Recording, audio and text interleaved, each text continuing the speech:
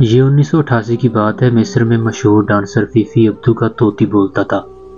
حکومت ایوانوں سے business class تک فیفی کے ٹھمکوں کی زد میں تھے۔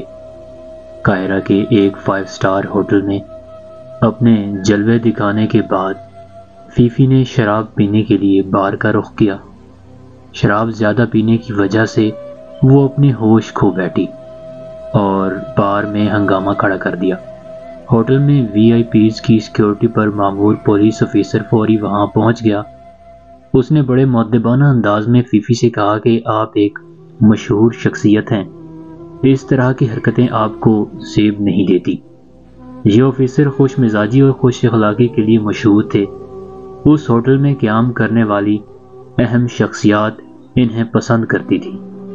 وہ ایک فرض شناس آفیسر تھے۔ فیفی کو پولیس آفیسر کی مداخلت پسند نہ آئی۔ اس نے نشے کی حالت میں ہی اعلیٰ ایوانوں کا نمبر گھمایا اور پولیس آفیسر کا کہیں دور تبادلہ کروایا۔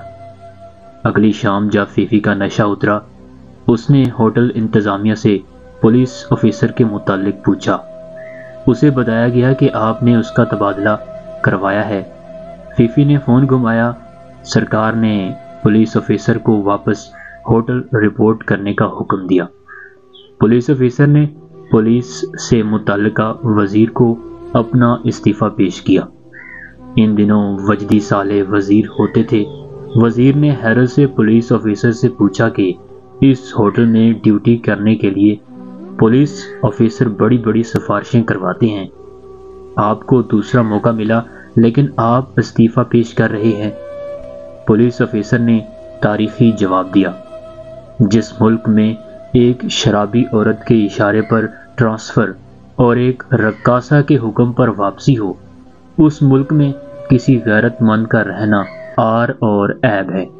چند ماہ بعد اس آفیسر نے مصر ہی چھوڑ دیا۔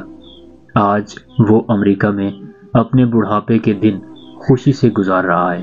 یہ صرف ایک مصر کی کہانی نہیں ہے، یہ ہمارے ہر غریب دیس کی کہانی ہے۔ یہ میرے ملک کی بھی کہانی ہے، لیکن ہماری انفرادی اور اجتماعی غیرت مر چکی ہے۔ بات قابل توجہ ہے، مگر سمجھے کون؟